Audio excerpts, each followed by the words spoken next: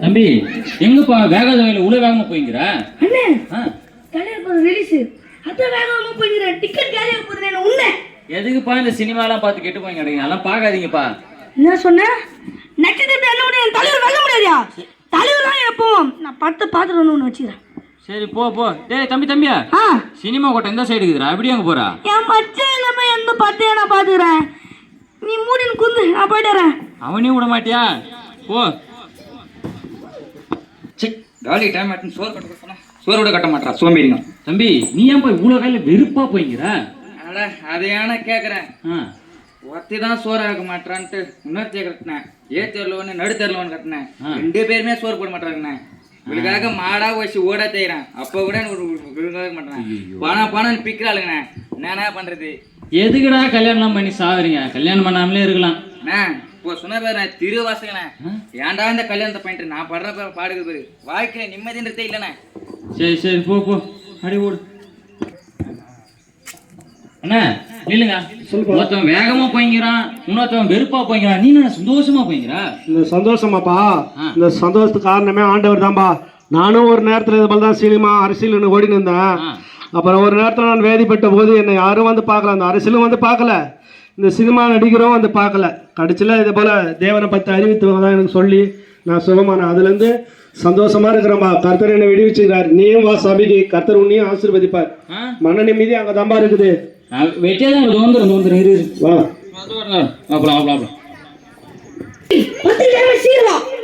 அம்மா நான் படத்துக்கு போட்டுறேன் அதுவும் தலைவர் படத்துக்கு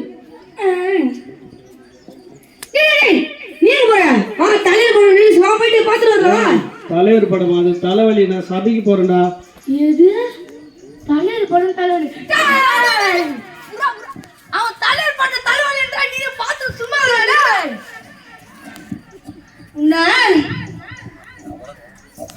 இந்த உலகத்தை ஜெயிக்கணும் தலைவர் பண்றேன்னு பேசு டேய் நீ இந்த உலகத்தோட வாழ நான் கர்த்தரோட பரலோகத்துல வாழ போறேன் உனக்கு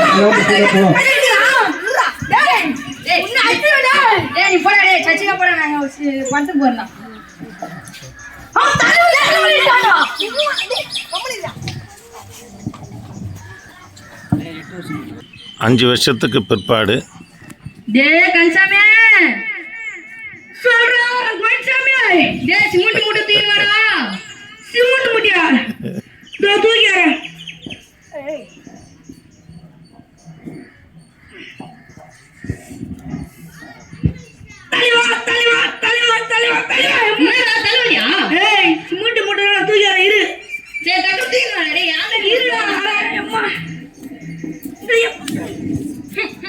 ஒரு வேலை கூட ஒழுங்கா செய்ய மாட்டியா நீ என்னால முடியல வீட்டுக்கு போயிடலாம் ஆள் வராங்க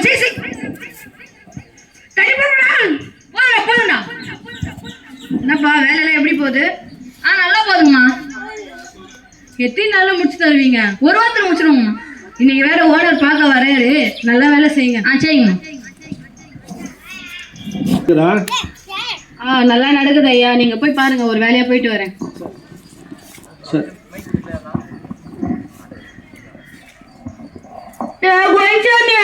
என்னடா முடிச்சாடா முடி நோக்காஞ்சினரா வேலை செய்யறதுனா வந்து குஞ்சு நிங்கிறாரு போடா போட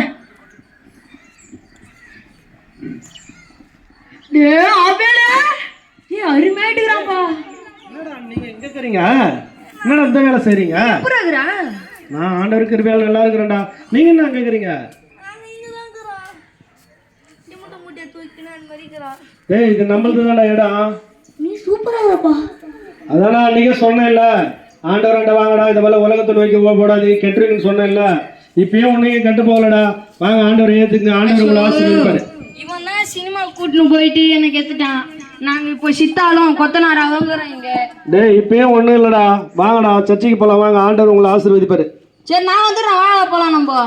சரி வா. சினிமா தலைவரை இந்த உலகத்துல விட்டு எப்படி போறது? சரி போலாம் வாங்க. வரா போலாம்.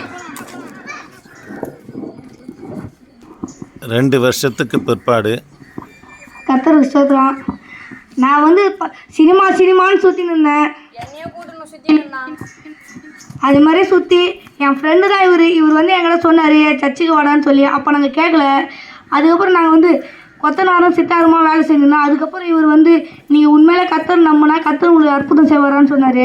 நாங்களும் கர்த்தரை நம்பணும். கர்த்தர் எங்களை அற்புதம் செய்வார். நீங்களும் கர்த்தரை நம்புங்க, கர்த்தர் உங்களுக்கு அற்புதம் செய்வார். கர்த்தருடைய பிள்ளைகளே, இவ்வளோ நேரமாய் நாடகத்தையும் பாடலையும் கேட்டீங்க, பார்த்தீங்க. நிச்சயமாக கர்த்தர் அதற்கு உண்டான பலனை தருவார். உங்களுக்கு முன்பதாக கொளத்தூர், அதாவது மரக்காணம் பக்கத்தில் இருக்கிற கொளத்தூரில் நிஜமாக நடந்ததான ஒரு சாட்சியை, கர்த்தர் செய்த அற்புதத்தை உங்களுக்கு முன்பதாக பகிர்ந்து கொள்ளும்படியாக விரும்புகிறோம். 1 வருஷத்துக்கு முன்பதாக சூனாம்பேட்டில் இருக்கிற எங்கள் சபைக்கு ஒரு மகள், தன்னுடைய மகள் 14 வயது நிரம்பிய பெண்ணை கூட்டின்னு வந்தாங்க. ஐயா, என் பெண்ணுக்கு அடிக்கடிக்கு கை கால் வலிப்பு, காக்கா வலிப்பு வருது. அந்த பொண்ணு அடிக்கடிக்கு ஸ்கூல்லேயே மயக்கம் போட்டு விழுந்துடா, கை கால் வலிப்பு வருது, அங்கங்கே அடியும், அதாவது பட்டு முகமெல்லாம் ரத்தம் ஆயிடுதான்னு சொல்லி வந்து அழுதாங்க. ஆனால் அந்த பெண்ணுடைய தாயார் வந்து அமாவாசை கிருத்திகை நாட்களில், அதாவது அவங்க மேலே சாமி இறங்கி அநேகருக்கு குறி சொல்லுவாங்க. சர்ப்பம் என்கின்ற ஒரு தெய்வம் அவங்க மேலே இறங்கி அநேகருக்கு அவங்க குறி சொல்லிக்கின்னு இருந்தாங்க. அவங்க சொன்னாங்க, ஐயா நானும் எத்தனையோ கோயில் குளங்களை போனேன், இது நிஜமாக நடந்த சம்பவம். எவ்வளோ இடத்துக்கு போனேன், எத்தனையோ என்னை காட்டிலும் பெரியவர்களாக இருக்கிற மந்திரவாதிகள் எல்லாம் நாடி பார்த்தேன், ஒன்றும் நடக்கலையான்னாங்க. சரிம்மா, உங்களுக்காக நாங்கள் ஜெபம் பண்ணுறோன்னு சொல்லி ஜெபம் பண்ணோடனே அவங்களுக்குள்ளே இருக்கிற அந்த சர்ப்பத்தின் ஆவி பேசுது, நான் இவங்க மகள் உயிரை எடுக்காமல் நான் போக மாட்டேன்றது.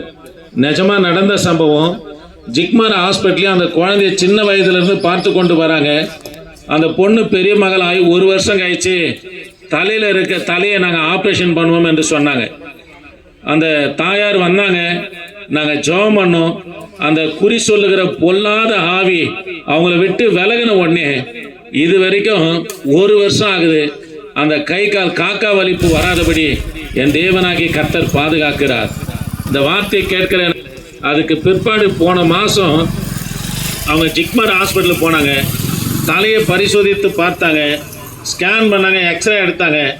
இதற்கு முன்பதாக சிறிதாக இருந்த கட்டி கொஞ்சம் கொஞ்சமாக வளர்ந்து கொண்டு வந்தது.